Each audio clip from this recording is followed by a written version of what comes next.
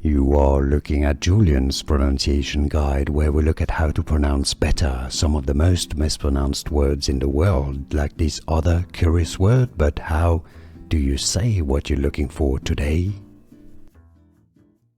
An Italian word meaning joy.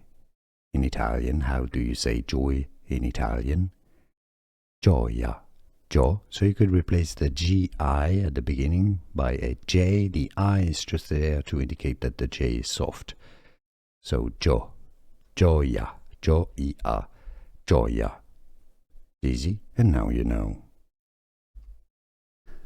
Here are more videos on how to pronounce more confusing words and names too many mispronounced. Like this video if you found it useful. I appreciate your support. I'll see you soon, and thanks for watching.